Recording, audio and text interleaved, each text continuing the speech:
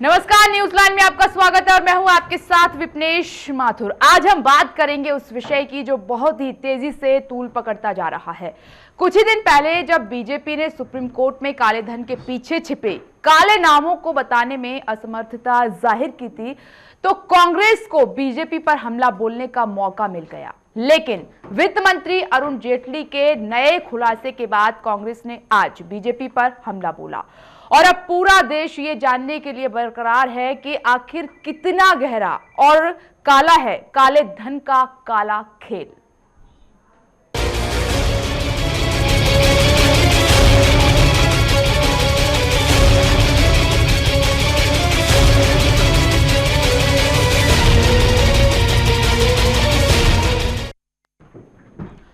साल 2014 खत्म होने से पहले अभी 2 राज्यों में चुनाव और होने हैं और ये 2 राज्य हैं झारखंड और जम्मू एंड कश्मीर। लेकिन बीजेपी और मोदी के जहन में चल रहा है कश्मीर और कश्मीर। हालांकि 2008 में हुए चुनावों में बीजेपी ने जम्मू कश्मीर में 11 सीटें जीती थी, लेकिन इस बार मोदी ने अभी से पहले मिशन 44 प्लस तैयार कर लिया है और इस मिशन 44 प्लस का सबसे अहम हिस्सा है मिशन कश्मीर। चलिए एक रिपोर्ट के जरिए आपको समझाने की कोशिश करते हैं कि ये प्लान दरअसल है क्या।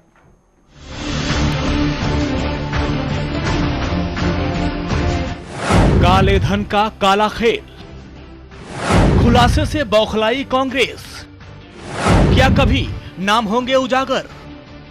पिछले दिनों मोदी सरकार ने काले धन के काले खेल के पीछे छिपे काले चेहरों के नाम सुप्रीम कोर्ट को बताने में असमर्थता जाहिर की, तो कांग्रेस की मानो बीजेपी को घेरने का मौका मिल गया। लेकिन कुछ दिन चुप रहने के बाद वित्त मंत्री अरुण जेटली ने बता दिया कि अगर सरकार ने नाम खोले तो कांग्रेस को मुंह दिखाना भारी पड़ सकता है। स्विट्जरलैंड के बीच में 2 पक्षीय समझौता हो अकाउंट्स की और डिटेल्स की इंफॉर्मेशन देने का, bilateral agreement on automatic information, इस समझौते के ऊपर डिस्कशन शुरू हो। ये चौथा समझौता अभी नहीं हुआ, लेकिन इस पे डिस्कशन आरंभ हो। उठाए हैं पिछले कुछ दिनों में सरकार ने, जिससे हमारा प्रतिनिधिमंडल आज ही वापस लौटा है। बहरहाल अरुण जेटली के वार के बाद आज कांग्रेस ने कालेधन मामले को लेकर बीजेपी पर पलटवार किया है। कालेधन के मुद्दे पर सरकार हमें ब्लैकमेल कर रही है और इस मामले में सिलेक्टिव अप्रोच अपना रही है। नामों का खुलासा करने का वित्त मंत्री अरुण जेटली का बयान हमारे दबाव में आया है। वहीं अब बीजेपी के सुप्रीम कोर्ट को कालेधन के 800 काले चेहरों में से 136 नामों की जानकारी देने की खबर आने के बाद से कांग्रेस ने मोदी के सामने चल रही इस लड़ाई में अपना अगला पांसा भी फेंक दिया है। आखिर क्यों सरकार 800 में से सिर्फ 136 नामों का ही खुलासा कर रही है? उसे सभी नामों का खुलासा करना चाहिए, न कि चुनिंदा नामों का।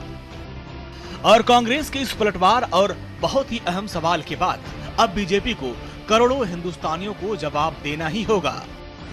सिर्फ 136 ही नाम कोर्ट को क्यों सौंपेगी सरकार? क्यों सभी 800 नाम कोर्ट को नहीं बता रही सरकार? क्या 136 नाम सौंपने से संधि का उल्लंघन नहीं होगा? प्रधानमंत्री नरेंद्र मोदी और उनकी टीम ने सुप्रीम कोर्ट को इसी महीने की 27 तारीख को 136 नाम बताने का फैसला तो कर लिया, लेकिन ये फैसला कांग्रेस के उस सवाल को वजनदार बना रहा है कि जब 136 नाम बता सकते हैं तो 800 क्यों नहीं? और ये बात और भी कई गंभीर सवाल खड़े कर रही हैं। कहीं अपनों को तो नहीं बचा रही सरकार? क्या काले चेहरों में बीजेपी के लोग भी हैं? अगर सरकार सुप्रीम कोर्ट को 136 नाम बताने का फैसला किया है तो कांग्रेस का मोदी सरकार से सवाल पूछना भी 100% जायज है। और सरकार अगर ऐसा करती है तो उसका यह रवैया करोड़ों हिंदुस्तानियों को शक और सवाल पूछने को भी जायज वजह देगा। ऐसा लग रहा है कि काले धन का काला खेल आने वाले दिनों में और भी ज्यादा तूल पकड़ेगा और देखने वाली बात यह होगी कि मोदी सरकार काले धन के काले खेल से कैसे निपटती है। और कैसे आलोचकों को शांत करते हुए पिछले करीब 4 महीनों के दौरान बनी अपनी छवि को बचा पाने में कामयाब हो पाती है।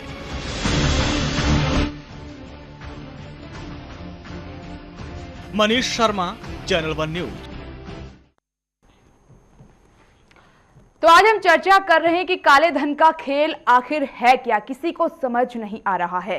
सरकार के पास 800 नामों की सूची है, आखिर क्यों सरकार 136 नामों का खुलासा करना चाहती है, आखिर क्यों सभी नामों का खुलासा नहीं कर रही है, क्योंकि कई पेच फंसे हुए, विपक्ष हमलावर है। कॉन्फ्रेंस की है आज कांग्रेस ने, जिस तरीके से कहा है कि बीजेपी हमें डरा रही है, धमका रही है और इस तरीके से ब्लैकमेल नहीं कर सकती है। विपक्ष ने सवाल किया है कि अगर कोई डर नहीं है, अगर कोई संकोच नहीं है, अगर बीजेपी गलत नहीं है, सरकार गलत नहीं है, तो आखिर सभी नामों का खुलासा क्यों नहीं हो रहा है।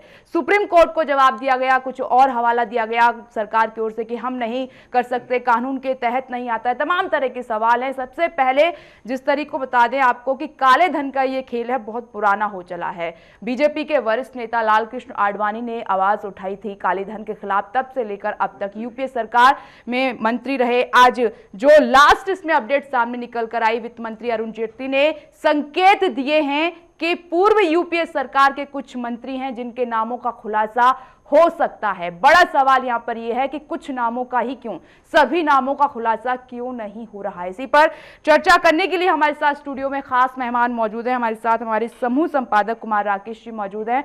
आपका बहुत बहुत स्वागत इस खास चर्चा में। साथ ही हमारे साथ आर्थिक मामलों के पत्रकार एस हनुमंतराव जी मौजूद हैं। आपका भी बहुत बहुत स्वागत है इस चर्चा में। और हमारे साथ वरिष्ठ पत्रकार सुदेश वर्मा जी मौजूद हैं, आपका भी स्वागत है। सबसे पहला सवाल कुमार राकेश जी आपसे है मेरा। सवाल यह है कि अगर आपके पास नामों की सूची है, 800 नाम आपने कहे कि सरकार के पास, तो फिर उसमें से 136 का खुलासा क्यों नहीं आप सभी नामों का खुलासा कर रहे हैं? ये जो बवाल हो रहा है, ये बवाल जो विपनेश है 136 नाम का हो या 800 नाम का, मुझे लगता है कि ये सारे के सारे नाम जहाँ से भी इनके पास आए हैं, कुछ तो रिकॉर्डेड है, कुछ अनरिकॉर्डेड हैं। ये मसला आज का नया नहीं है, पिछले 3 वर्षों में ये बात चल रही है। जस्टिस एम बी शाह की कमेटी बनी, वो भी अपने स्तर पर जांच कर रही है। हमारा जो CBDT जो है, central board of direct taxes, वो इस पर काम कर रहा है। लेकिन सबसे इसमें मज़ेदार बात यह है और बहुत ही रोचक है कि स्वामी रामदेव ने आंकड़ा पेश किया था। इसमें आंकड़ों को लेकर कई तरह के घपले हैं। कोई बोल रहा है 12,500 करोड़, कोई बोल रहा है 14 मिलियन डॉलर।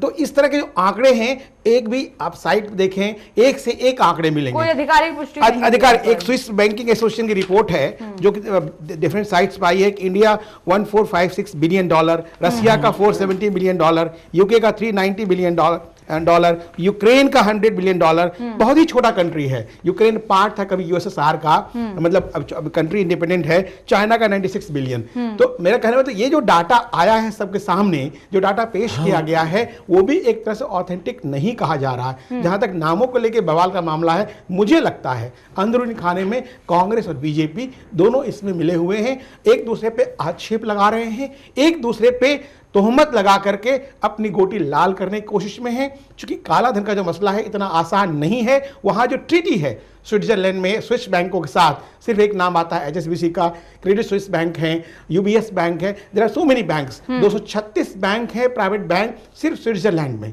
मैं वहां गया हूं, 2005 में यात्रा की थी। बैंक स्ट्रीट है और वहां जिस तरह से ट्रांजैक्शन की बात होती है, जिस तरह से अकाउंट खोला जाता है, वो किसी व्यक्ति के नाम से अकाउंट नहीं है, संस्था के नाम से अकाउंट है। और ये भी एक छुपी हुई बात नहीं है कि जब अकाउंट खोलते हैं तो वहाँ संस्था के नाम में आपको मेंबर बनना पड़ता है, उसके नाम से अकाउंट खोलता है। तो ये बता दें भारत सरकार या कोई भी सरकार जो व्यक्ति का नाम दे रहे हैं वो कितना ऑथेंटिक है। सबसे पहला सवाल ये है कि 800 व्यक्ति हैं या 136, वो ऑथेंटिक कितना है, उसको ऑथेंटिकेशन किसने किया है? स्विट्जरलैंड गवर्नमेंट ने या भारत के RBI ने या भारत सरकार ने?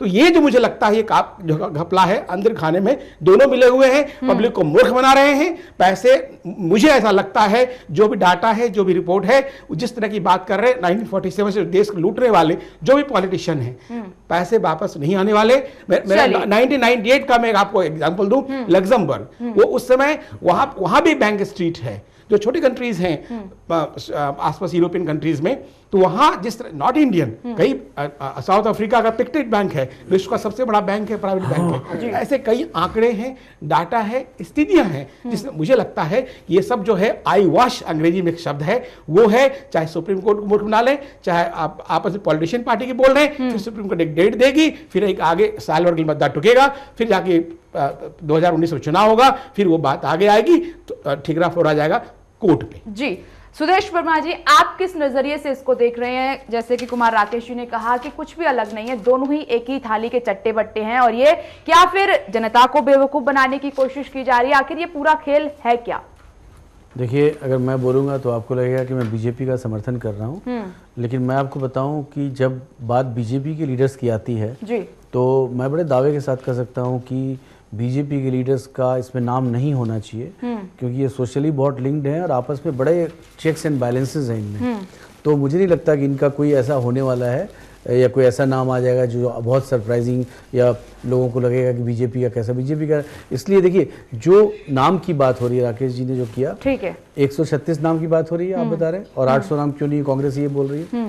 मुझे लगता है कि जो डबल टैक्सेशन अवॉइडेंस ट्रीटी जो साइन किया, जिस सरकार ने भी साइन किया जी, और उसके बाद जब तक आप उसको अमेंड नहीं कर देते हैं तब तक आप, जब तक जैसे मान लीजिए हमारे अकाउंट स्विस बैंक में है, समझाने के लिए, तो आप ये सोचिए कि जब तक मेरे खिलाफ कोई इन्वेस्टिगेशन नहीं होता है आपको हमारा डिटेल नहीं मिलेगा, तो इन्वेस्टिगेशन जब करेंगे तभी डिटेल्स आपको अजय माकन जी ने आज प्रेस कॉन्फ्रेंस करके कहा है कि जांच के लिए हम तैयार हैं जी। सरकार इन्वेस्टिगेशन उस तरह नहीं, इन्वेस्टिगेशन अपना प्राइवेटली होता है और इन्वेस्टिगेशन के सिलसिले में आप मांगेंगे तो आपको डिटेल्स मिलेगा।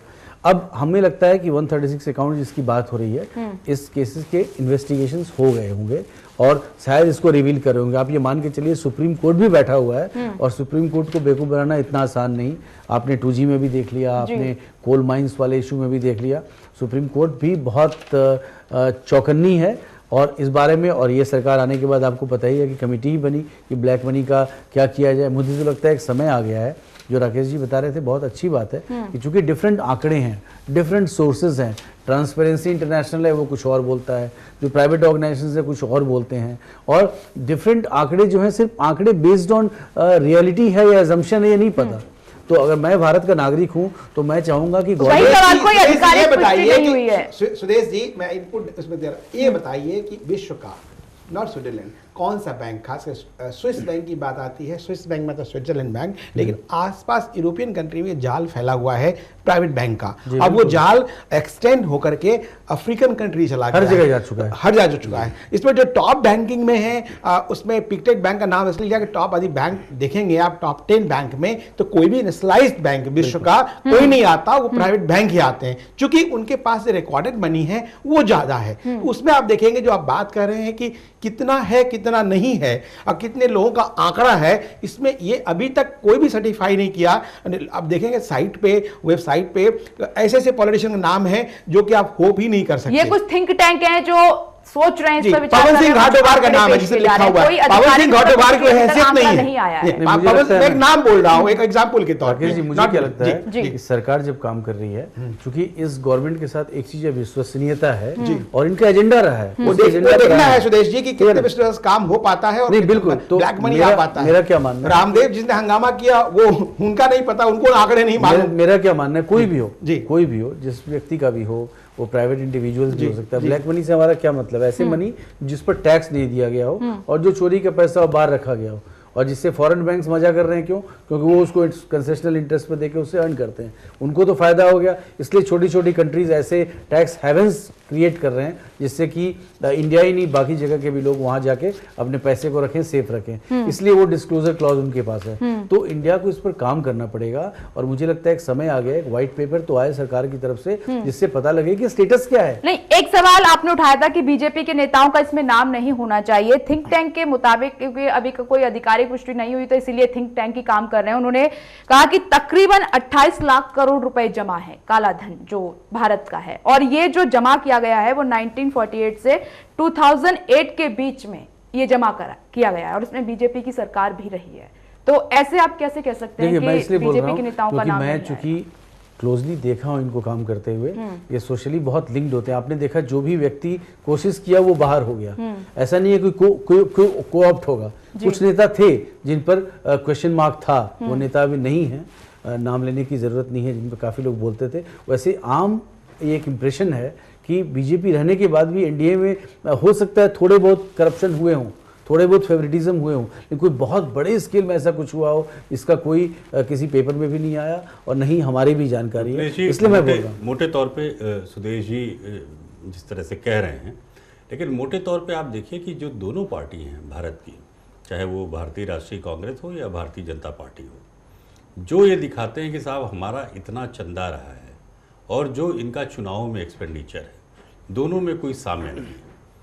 अगर इन दोनों पर ही अगर कड़ी निगरानी कर ली जाए तो ये समझ में आ जाएगा कि ये दोनों पार्टियां कितने बड़े पैमाने पर काले धन को चुनावों में खर्च करती हैं। ये एक पहली बात। लिहाजा क्लीन चिट देना किसी को भी मेरे हिसाब से बहुत प्रासंगिक नहीं है, पहली बात। दूसरी बात, जहां तक नामों की बात है तो नाम जो है वो प्रक्रिया के तहत, जैसा सुदेश जी ने भी कहा और राकेश जी ने भी कहा कि 800 नाम है, 136 वो हैं जो किसी न किसी प्रकार की इन्वेस्टिगेशन का हिस्सा बनते हुए उनके बारे में कुछ पुष्ट सूचनाएं मिली हैं। इसका मतलब ये नहीं है कि बाकी के लिए क्लीन चिट है। जब आप इन्वेस्टिगेशन करेंगे और इन्वेस्टिगेशन की प्रक्रिया आगे बढ़ेगी तो ये समझ में आएगा कि जो बाकी के संदिग्ध नाम हैं, आखिर वो कितना काला धन उन्होंने जमा किया है या वो किस तरीके से दोषी हैं। तो यहां पर इन्वेस्टिगेशन के दायरे को बढ़ाने की जरूरत है और जो बाकी 136 के अलावा जो बाकी 800 की सूची में जो नाम बचते हैं उनका भी पूरा बही खाता खोलने की जरूरत है।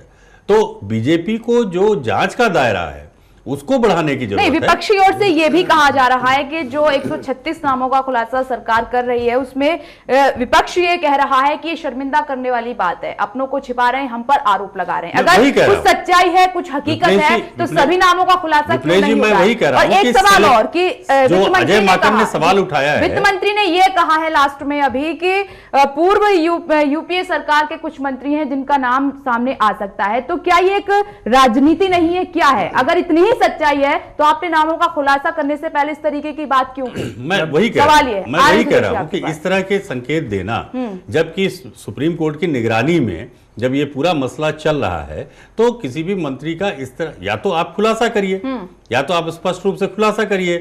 आप ट्रीटी के तहत जो है इस बात के लिए बंधे हुए हैं कि आप मीडिया में उन नामों का खुलासा नहीं कर सकते हैं। आप उन नामों को बंद लिफाफे में सुप्रीम कोर्ट को सौंपेंगे, तो सुप्रीम कोर्ट को करने दीजिए जो काम वो कर रही है। सुदेश जी आपके पास आ रहे हैं। जी सुदेश जी, फिर उसमें सेलेक्टिव लीकेज का मैं सुदेश जी से ही पूछना चाहूंगा कि सेलेक्टिव लीकेज का या सेलेक्टिवली नामों को देने का मतलब क्या है? ये तो फिर देश की जनता को गुमराह करना है, भ्रमित करना है। ये मान के चलिए कि कोई भी नाम सेलेक्टिव देंगे तो सुप्रीम कोर्ट नहीं मानेगी, उसके पीछे कुछ फैक्चुअल एविडेंस होना चाहिए, कारण होना चाहिए। ये नहीं सुदेश जी, सवाल वो नहीं है। दूसरा बात, आप सेलेक्टिव संकेत देते हैं। सबसे पहले जब कांग्रेस ने बोला था ना नाम का, तो मैंने एक ट्वीट किया था, यही चीज मैंने ट्वीट किया था। ऐसा तो नहीं कि कांग्रेस जाल में फंस रही है, क्योंकि आपने बोल दिया, कांग्रेस ज्यादा वोकल हो गई, अब सरकार बोल रही है ठीक है मैं नाम ला रहा हूं, ठीक है। तो मेरा कहना क्या, देखिए नहीं, इस तरीके से संकेत देना, इसका क्या मतलब निकाला जाए वित्त मंत्री की ओर से? अगर आप खुलासा कर रहे हैं तो कीजिए, फिर इस तरीके से संकेत देने की क्या आवश्यकता है? इसका क्या मतलब निकाला? मेरा मानना है कि चूंकि जो ट्रीटी है और आप सारे देशों के साथ ऐसा ट्रीटी करने जा रहे हैं, तो मुझे लगता है देश के लिए ये सही नहीं होगा नाम रिवील करना। बोले मुझे सुन लीजिए मैं क्यों बोल रहा हूं, क्योंकि आपको अगर ब्लैक मनी अनर्थ करना है, ये ट्रीटी किस लिए है कि डबल टैक्सेशन अवॉइडेंस ट्रीटी जो है, इससे आपको क्लासिफाइड इंफॉर्मेशन मिल सकता है उस क्लॉज के तहत, और उसके बाद आप इन्वेस्टिगेट करके टैक्स को ले सकते हैं या मनी सीज कर सकते हैं। लेकिन अगर आपने ट्रीटी को तोड़ दिया तो हो सकता है बहुत जगह से आपके पास इंफॉर्मेशन नहीं है, क्योंकि जैसा राकेश जी ने बताया सिर्फ स्विट्जरलैंड की बात नहीं है, हर जगह है, छोटे छोटे कंट्रीज में बैठे हुए जितने भी टैक्स हेवन वो आपको तभी मिलेगा। ऑस्ट्रेलिया भी है, यूएस का कुछ तो वो तभी मिलेगा जब आपके पास क्रेडिबिलिटी हो सरकार, छोटे-छोटे द्वीप, तो सरकार की क्रेडिबिलिटी जब क्वेश्चन हो जाएगी तो लोग ट्रस्ट नहीं करेंगे। इसलिए मेरा मानना है कि गवर्नमेंट को रिक्वेस्ट करना चाहिए सब लोगों से कि चूंकि ये हमारा चोरी का पैसा है, इसलिए अभी चूंकि एक स्ट्रांग गवर्नमेंट है, इसके पहले स्ट्रांग गवर्नमेंट नहीं थी, चाहे वो एनडीए की हो चाहे वो कांग्रेस की हो, किसी को ब्लेम करने से फायदा नहीं है। और मोदी जी का जो वजूद है, मुझे लगता है कि इनिशिएटिव लेना चाहिए। नहीं, आज ये सवाल जो awareness उठ रहे हैं, आज ये कुमार राकेश जी जो आज सवाल उठ रहे हैं, जाहिर सी बात है कि जब बीजेपी विपक्ष में थी तब काले धन को लेकर खूब मुद्दा बनाया गया, ये भी तमाम तरह के सवाल उठ रहे हैं। आम चुनाव में भी हमने देखा कि बीजेपी का जो सबसे बड़ा हथियार था वो काला धन था। आज सवाल ये है कि 2 राज्यों के रिजल्ट सामने निकलकर आ चुके हैं, अभी 2 राज्यों में और चुनाव होने हैं, तो क्या ये रणनीति का हिस्सा है या वाकई में सरकार काम कर रही है क्या, या फिर उस पर फोकस किया जा रहा है, आगे का रास्ता निकाला जा रहा है? ऐसा है विपनेश की चुनाव मुद्दा बनाने की कोशिश की गई है और इसको शुरू करने वाले जो योग के नाम पे अपनी दुकान चलाने वाले स्वामी रामदेव हैं, जो आज की तारीख में प्रधानमंत्री नरेंद्र मोदी के काफ़ी करीब माने जाते हैं। लेकिन मेरा सवाल ये भी है कि क्या सरकार स्वामी रामदेव की उन परिसंपत्तियों, कुल संपत्तियों का लेखा जोखा हासिल की है? पिछली सरकार हो, ये सरकार, ये अपने आप में बहुत बड़ा सवाल है कि जो व्यक्ति काले धन की वकालत कर रहा है देश में लाने के लिए। नहीं, इससे पहले आडवाणी जी वकालत कर चुके हैं, सबसे पहले से उठाया था, चिट्ठियां लिखी गई, आडवाणी जी वकालत कर चुके थे, फिर बात भी आई थी, उसमें संशय पैदा हुआ था, उसमें एक कंफ्यूजन पैदा हुआ था। सोनिया जी से फिर उन्होंने एक पत्र व्यवहार करके बात को सॉर्ट आउट करने की कोशिश की। इसमें आप देखेंगे इतने पर्चे बटे तथा कथित बैंकों के हवाले से कि स्विस बैंक एसोसिएशन और जितने बैंक एसोसिएशन ने खंडन किया कि जब तक आधिकारिक हमारे प्रवक्ता के बाद जब तक कोई सूची जारी नहीं की जाती तब तक सारे सूची को खारिज समझा जाए। पहली बात, उन्होंने एक व्हाइट पेपर भी दिया कि हमारे इंडिया के साथ भी ट्रीटी है, अन्य जो 36 कंट्री हैं उनके साथ भी हमारी ट्रीटी है, हम उसमें रास्ता निकालने की कोशिश कर रहे हैं। मुझे ऐसा लगता है, जो हमारे सूत्रों का कहना है, जो हमारे कुछ लोगों से बात होती है या हुई है देश में भी और विदेश में भी, बिल्कुल जो स्थिति बनी है कुमार राकेश जी, एक बात मैं यहाँ पर कहना चाहूँ, सूची निकलकर आई थी, लिस्ट भी आई थी, इसमें कुछ यूपीए सरकार में जो नेता थे उनके नाम भी आए थे। अब बीच में क्या खेल हुआ, क्या स्विस बैंक पर क्या बोला गया, स्विस बैंक को उन नामों को दबाया गया, उजागर होने से रोका गया था वहां पर?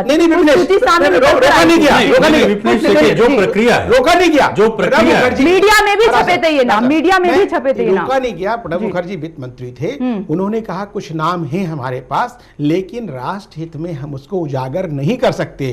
फिर कुछ लोग जो सुप्रीम कोर्ट के शरण में गए कि नाम सामने आए। मैं आज ही बता देता हूं, जो देश की राजनीति है, जो स्थितियां हैं देश की, उसमें कोई भी नाम सामने नहीं आने वाला हो, चाहे प्रधानमंत्री नरेंद्र मोदी हो, चाहे राजा हरिश्चंद्र ऊपर से अवतरित होकर के इस देश में आ जाए।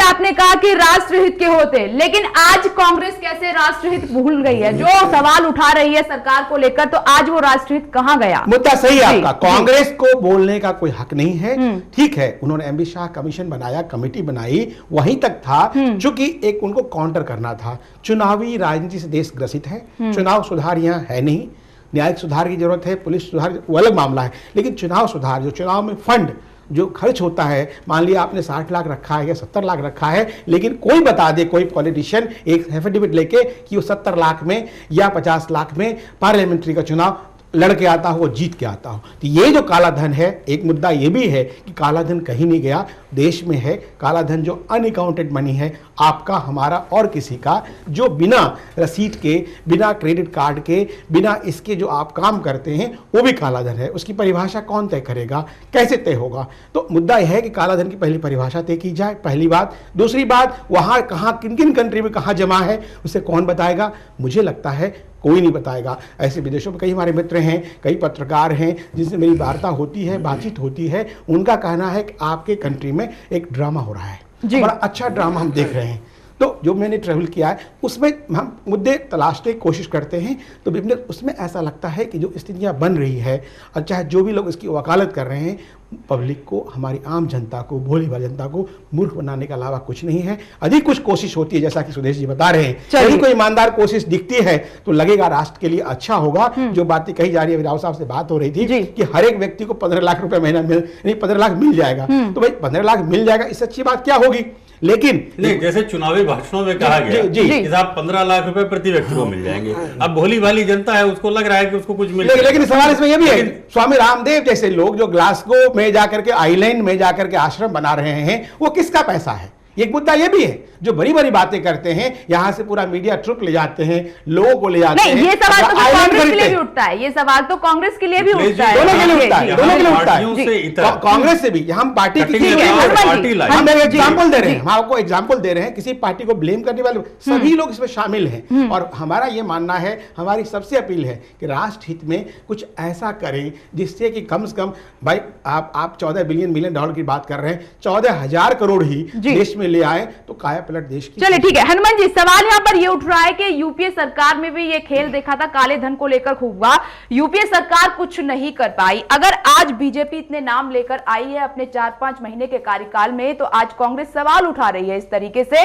सवाल ये है कि आपको इतने साल दिए, आपने इतने साल राज किया, तो आप एक नाम का खुलासा क्यों नहीं कर पाए? नहीं, सवाल ये है यहाँ पर। विपनेश जी, ये कोई बीजेपी सरकार की उपलब्धि नहीं है। ये जो प्रक्रिया शुरू हुई है वो यूपीए सरकार के ही कार्यकाल में शुरू हुई है। जो नाम आए भी हैं वो यूपीए सरकार के ही कार्यकाल में आए हैं। और एक मांग उठी थी कि साहब अगर नामों का खुलासा नहीं किया जा सकता है तो कम से कम एक श्वेत पत्र जारी किया जाए, जिससे कि जो स्थिति है, कम से कम यथास्थिति, जो वो तत्कालिक स्थिति है, उसके बारे में कम से कम कोई खुलासा हो, उसके बारे में कोई जानकारी हो सके। देखिए, जो जिस बारे में सुदेश जी भी कह रहे थे कि जो हमारी कराधान ट्रीटी जो हुई है विदेशों में, खासकर जर्मनी के साथ में, तो हम बंधे हुए हैं, हम नामों का खुलासा सार्वजनिक तौर पे नहीं कर सकते हैं। चलिए हम इस पर चर्चा करेंगे, एक ब्रेक के लिए यहाँ पर रुकना होगा कि सवाल तो अभी भी बरकरार हैं, क्योंकि पर्दे के पीछे की कहानी क्या है ये समझ में नहीं आ रही है, क्योंकि बहुत कुछ ऐसा दिखाया जा रहा है जो डाइजेस्ट नहीं हो रहा है, हजम नहीं हो रहा है। चर्चा करेंगे ब्रेक के बाद, फौरन लौटते हैं।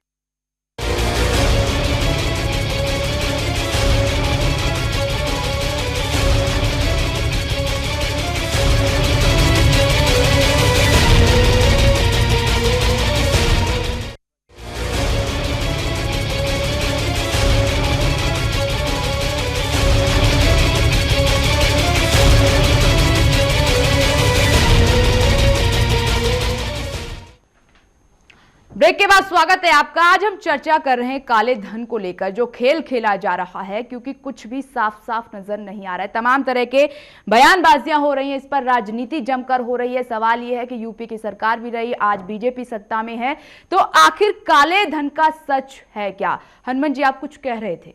जी, मैं यही कह रहा था कि खैर, जो अब ये नामों का खुलासा हो पाता है नहीं हो पाता है, उसकी विधिक प्रक्रिया क्या होगी, न्यायिक प्रक्रिया क्या होगी, किस तरीके से मैंने लोगों तक सवाल ये पहुंचेंगे, किया था कि नाम तो ये तभी निकल कर आए थे, एक नाम का खुलासा क्यों नहीं किया यूपी सरकार? नहीं, आज देखिए, सवाल पूछ देखिए, रही जब है। नामों का अगर आज बीजेपी कर रही है तो इस पे दिक्कत नहीं, और सवाल ये भी है कि क्या दोनों, जिस तरीके से कुमार राकेश जी ने भी कहा कि मिले हुए हैं, क्या सेम खेल खेला जा रहा है? देखिए, जब नामों का खुलासा होगा तो वो सिर्फ सुप्रीम कोर्ट के इकबाल से होगा, और अगर होगा तो फिर सबका होगा जिनके लिए जांच की गई है। किसी एक या दो या सिलेक्टिव नामों का कोई अर्थ नहीं है।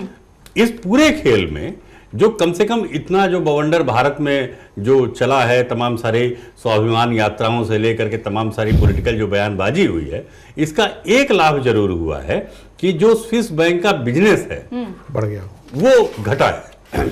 जो काला धन जमा करने की जो एक होड़ मची हुई थी, जिसमें कि भारत शीर्ष पर है। आपको जान के आश्चर्य होगा कि भारत के लोगों के द्वारा जमा किया गया जो काला धन है, उसमें भारत नंबर 1 पर है पूरी विश्व की सूची में।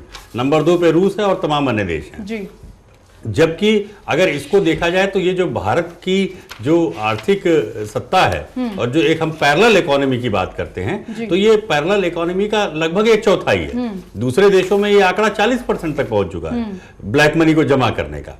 लेकिन भारत का जो 1/4 हिस्सा है वही काफी बड़ा हिस्सा है, और कुल मिलाकर के ये भारत को नंबर 1 पायदान पे रखता है। 2013 में 40% इस काले धन में वृद्धि हुई है। पहले ये 9,000 कुछ था और आज 14,000 करोड़ कुछ इसकी जो आंकड़ा है वो पहुंच चुका है। अब देखिए कि इसमें एक डाटा और प्लस करने वाली कम हुआ है, लेकिन जो अभी राव साहब कह रहे थे वो सही बात कर रहे थे कि 2006 में जो इंडिया का कंट्रीब्यूशन था ब्लैक मनी, एक असेसमेंट है डिफरेंट बैंक्स जो प्राइवेट बैंक, 41,400 करोड़ का, जो कि घट कर 2013 में 14,000 करोड़ के आसपास आया। ये बात अलग है 2012-13 में उसमें इजाफा हुआ, क्योंकि उसमें दोनों चीज़ें हैं, रेसिप्रोकल हैं कि आपने एक अवेयरनेस फैलाया तो लोगों ने ज़्यादा वहाँ लगा दिया, यहाँ छोड़ दिया। और दूसरा जो छोटे मोटे निवेशक थे 100-200 500 सॉरी 100-250 करोड़ वाले, उन्होंने कहा चलो भारत में ही रहने दो। ऐसी रिपोर्ट्स हैं डिफरेंट के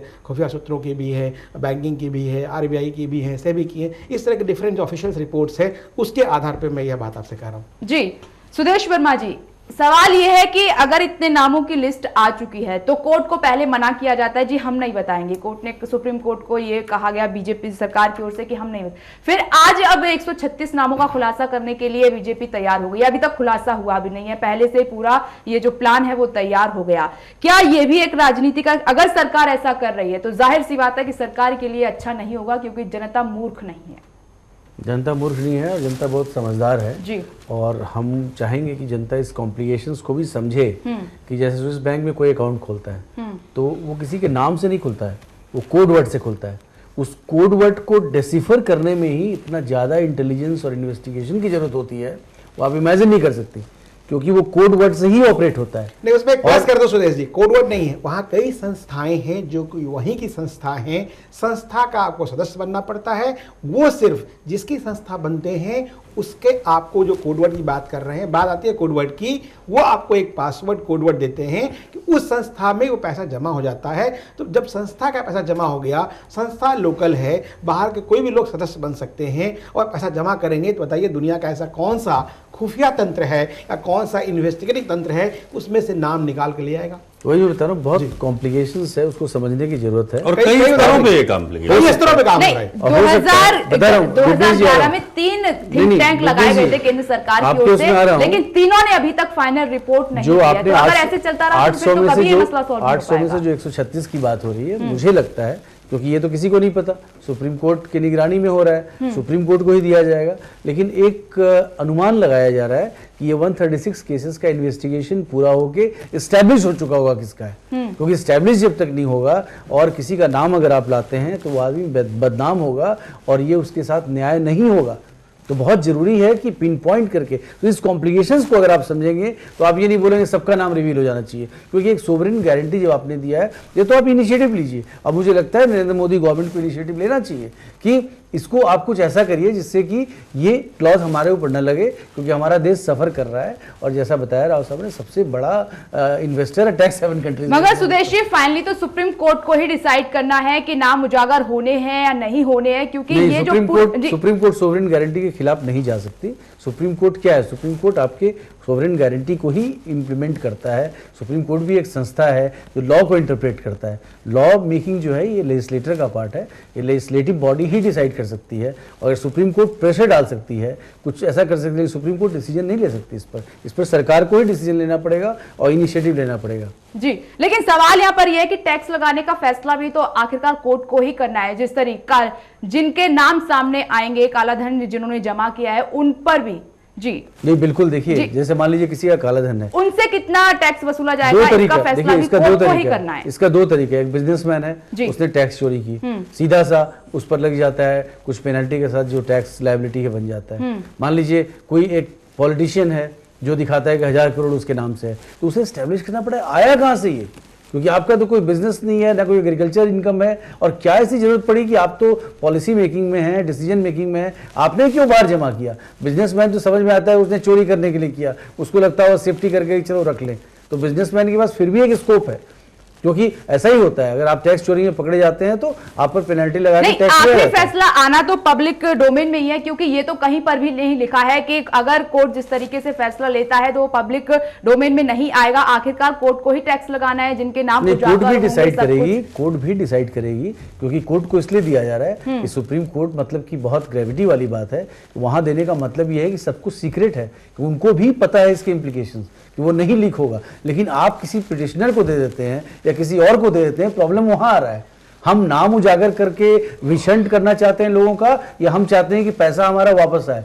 मैं तो चाहूंगा कि पैसा वापस आए, नहीं, नाम की सवाल बात यहाँ तो बाद पर ये में उठ रहा है कि कोर्ट नाम कैसे भी नहीं छुपा सकती। अगर टैक्स भी लगाना है जिन नामों पर, वो वैसे भी नाम सामने आ जाने हैं, तो छिपाने का तो यहाँ पर कोई मुद्दा ही नहीं है। अगर कैसे भी करके अगर टैक्स भी लगा रहा है कोर्ट, तो जाहिर सी बात है कि वो नाम अपने आप सामने आ जाएंगे। जी, जब भी क्योंकि लगेगा VDIS एक स्कीम सरकार लाई थी जो ये बताते हैं कि इंटरनल जो ब्लैक मनी वाली बात है, चिदम्बरम उसमें वित्त मंत्री थे, किसी के पास 5 96 में करोड़, लोगों ने चुपके जाके टैक्स देके अपने मनी को वाइट करा लिया। हाँ, उसमें नाम उजागर नहीं किया गया, नाम उजागर नहीं किया गया, हजारों करोड़ रुपए देश को। लेकिन फिर भी इन्वेस्टिगेटिव जर्नलिस्ट लोग चाहते थे तो उजागर कर देते थे।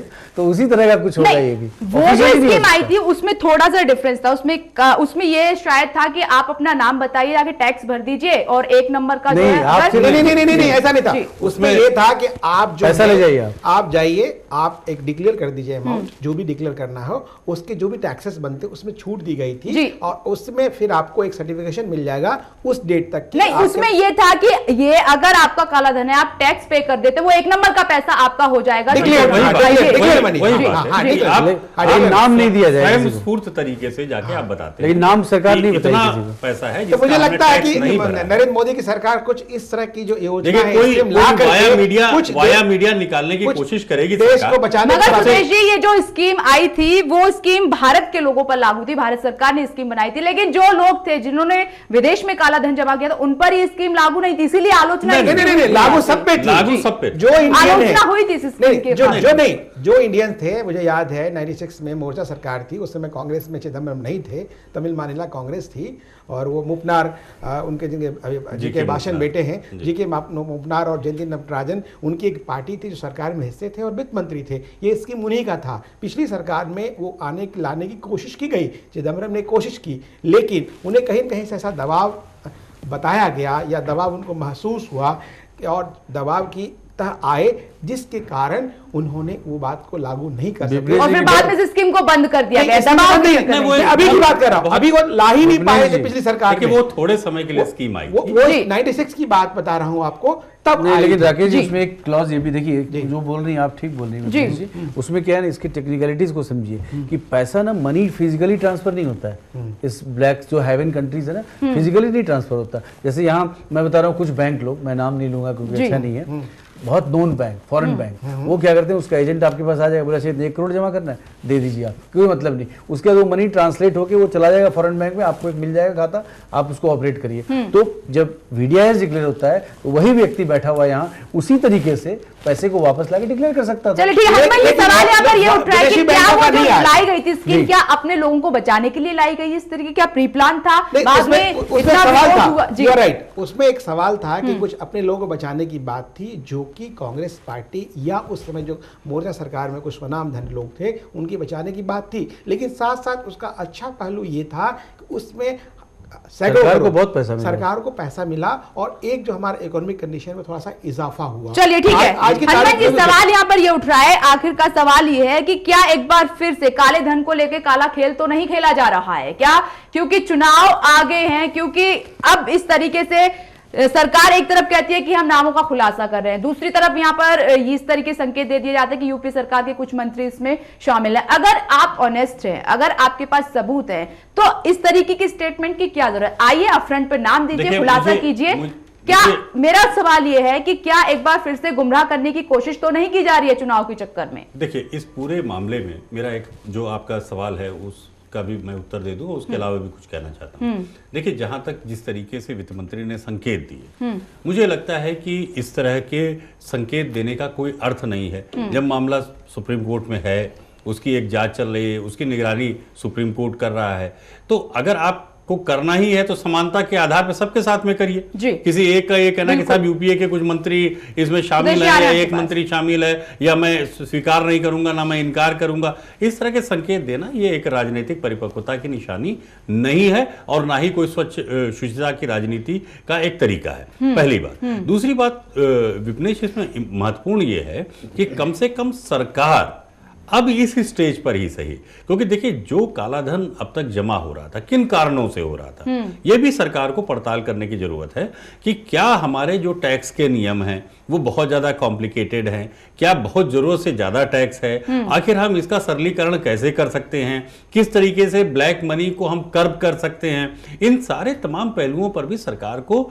नए सिरे से सोचने की जरूरत है। और कोशिश ये करनी चाहिए कि जो काला धन हमारा निर्बाध रूप से बाहर जा रहा है, अब कम से कम हम उसको रोकने के उपाय क्या कर सकते हैं। अगर सरकार इसी काम में सफल हो गई, जैसे तमाम सारे जो है इसमें सुझाव भी दिए जाते रहे हैं कि साहब हर 2 साल में जो है आप करेंसी को चेंज करिए।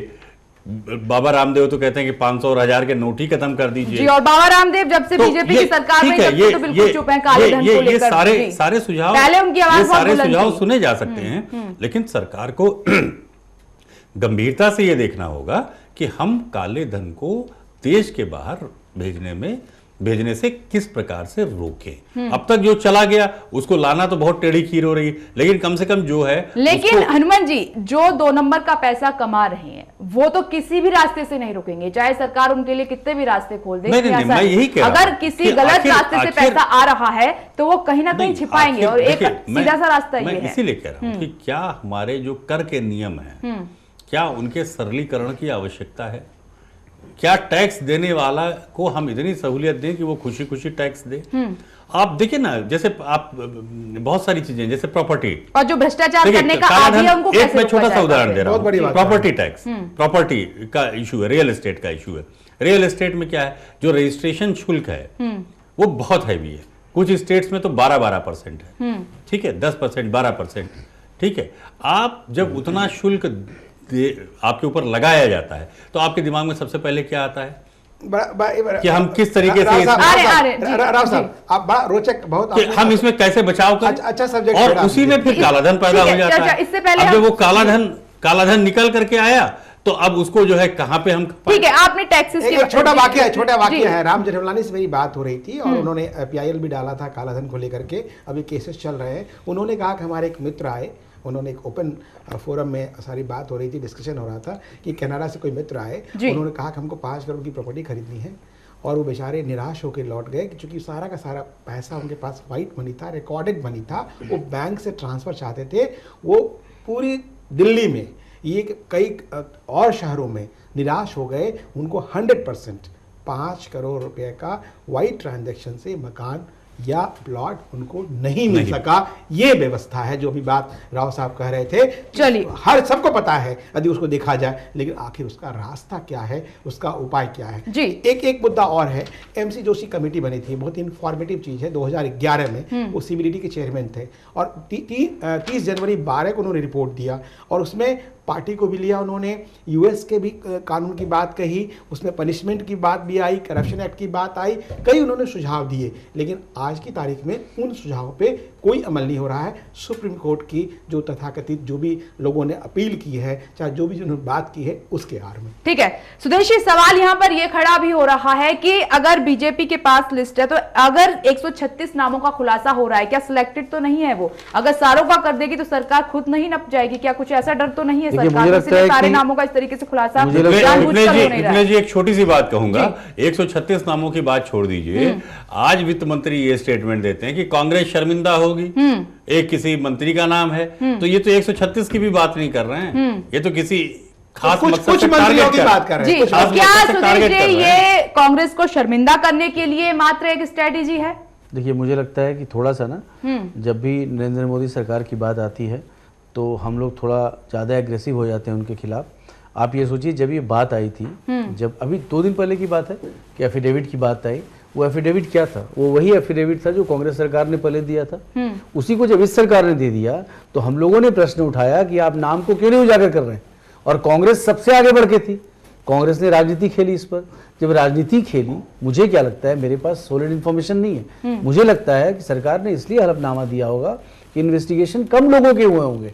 136 लोगों का ही नाम सटीक तौर पर उनका इन्वेस्टिगेट करके पक्का पता लगा होगा। नहीं, ऐसे तो अगर बातें निकाली जाए तो बहुत सारी निकल के सामने बड़ा इंपॉर्टेंट बात जो है मैं बता रहा हूँ, सारा नहीं होगा, लेकिन जब इन्हें चैलेंज किया गया, चैलेंज करने का मतलब क्या है कि आप पूरे छवि जो बनी हुई थी, हम लोगों ने भी चैलेंज किया कि तुम क्या छुपा रहे हो, तो उसके बाद एक स्टेटमेंट आया जिसको आप राजनीति बोल सकते हैं, और हमें इंतजार करना चाहिए कि 136 नाम जो आएंगे, क्या इसमें बीजेपी का भी नाम है, क्या इसमें बाकी पार्टियों का भी नाम है। मुझे तो क्या आशा इसमें बिल्कुल नहीं है कि नाम आएंगे भी। चलिए, मैं ये सवाल यहाँ पर उठ रहा है क्योंकि आज जिस तरीके से लास्ट स्टेटमेंट आई है फाइनेंस मिनिस्टर की, वो थोड़ी समझते पर है।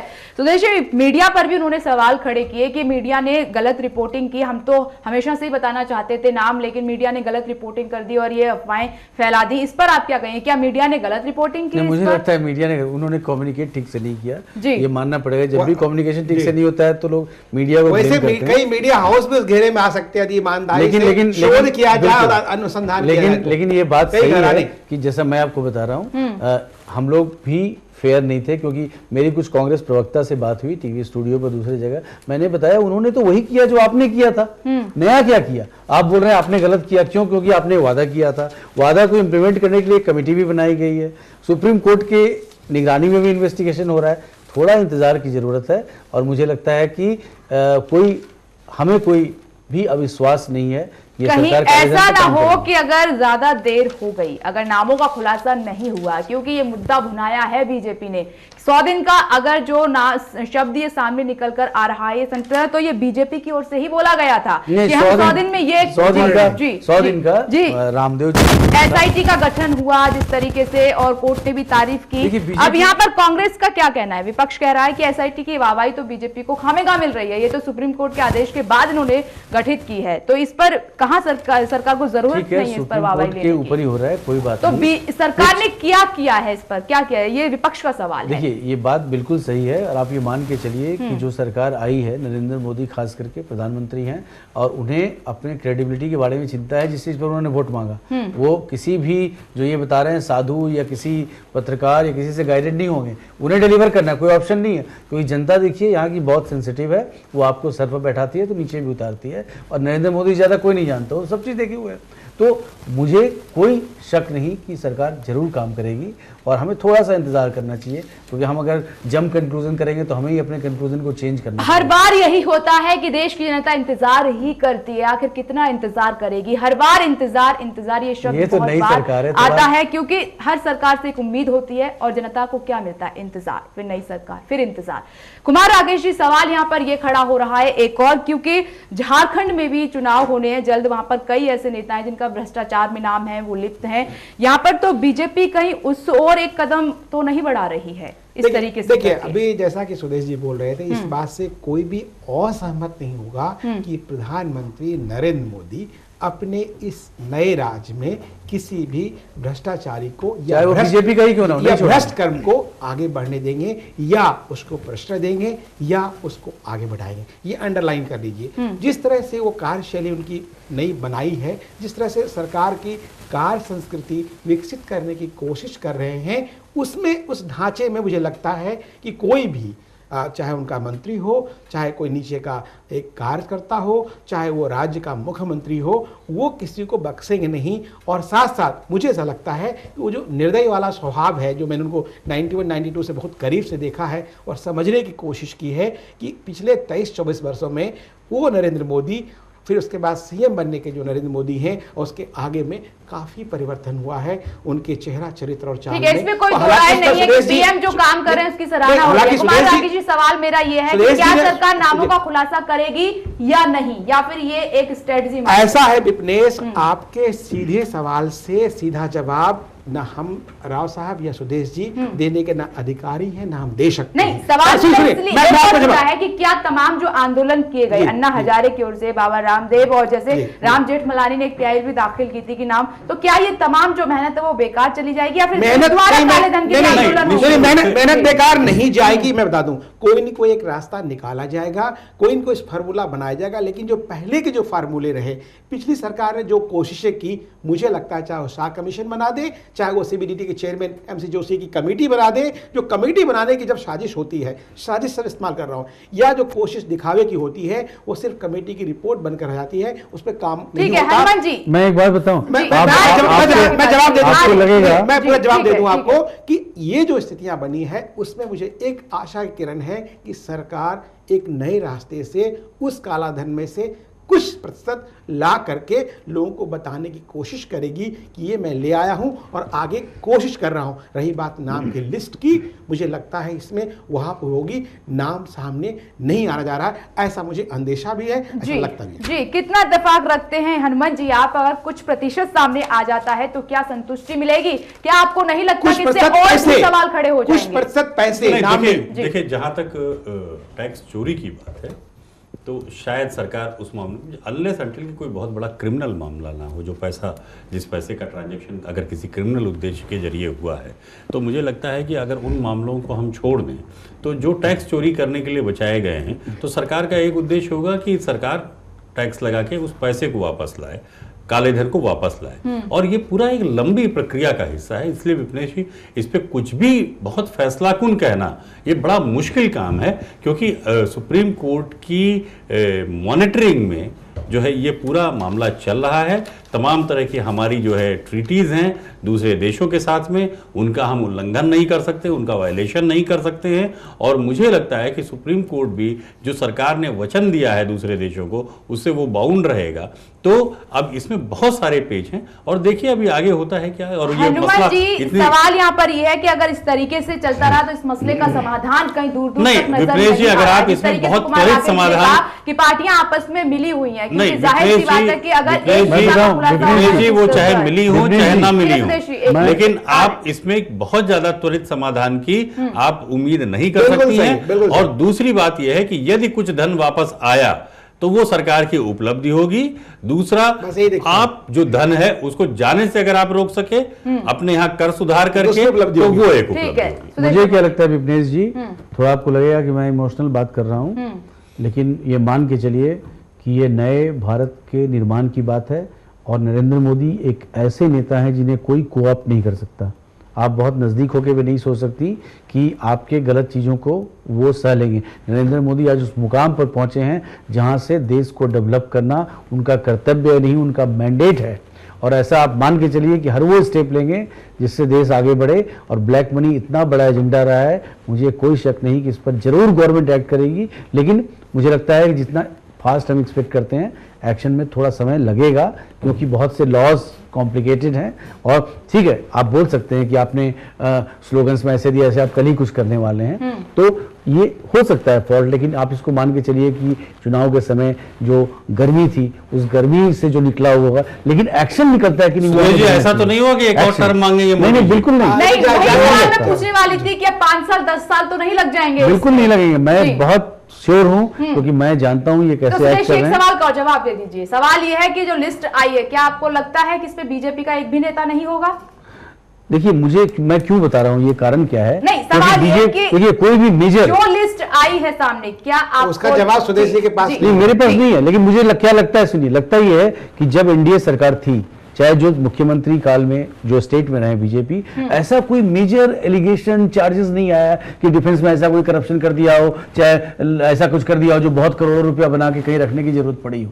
यही कारण है कि जिस तरह के आप सुनते हैं 2G 176,000 करोड़, मतलब ये सब जो स्केल है ना, स्केल का सोचिए आप, तो स्केल से ही पता लगता है ना पैसा रखेंगे। हनुमान जी ने जो सवाल उठाया कि जल्दी से इसमें समाधान नहीं होगा, जांच पड़ताल की आवश्यकता है, जाहिर सी बात है कि जिसकी सरकार केंद्र में होगी वो जल्दी से समाधान निकालना नहीं चाहेगी, क्योंकि अगर एक भी नेता का नाम सामने आ गया तो जाहिर से विपक्ष मुद्दा भुनाएगा और किरकिरी फिर नहीं। लेकिन आप ये भी मान लीजिए विपनेश जी, और मैं राकेश जी चाहे जरूर मुझे इस बात पर बोलेंगे कि मैं सही हूं, बिकॉज इनको ही पता है राजनीति की बात, कि नरेंद्र मोदी को कोई भी व्यक्ति, चाहे उसका दाहिना हाथ या बायां हाथ ही अपने आप को समझे, अगर वो समझ रहा है कि वो कोऑप्ट कर लेगा और किसी कर लेगा तो बिल्कुल गलतफहमी में है। ये बिल्कुल नए नरेंद्र मोदी हैं जो इसमें कोई राय नहीं है। पीएम जो काम कर रहे हैं वो ईमानदारी झलकती है उसमें। आशा है कि नरेंद्र मोदी देश हित में, राष्ट्र हित में बेहतर काम करें। वो काला धन की बात हो या देश की आर्थिक दृष्टिकोण से देश को मजबूत करने की बात हो, हम सबकी अपेक्षा है। लेकिन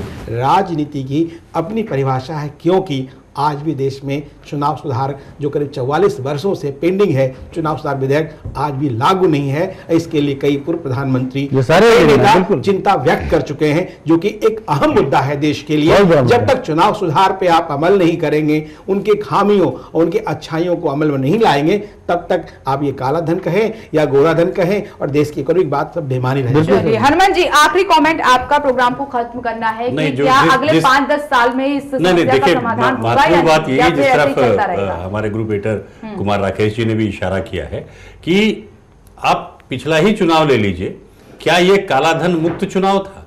कोई भी पार्टी आप ले लीजिए, आप इसी बात से अंदाजा लगा सकती हैं कि काले धन पर चाहे वो कोई भी सरकार हो, उसका रवैया और उसकी चाल क्या होगी।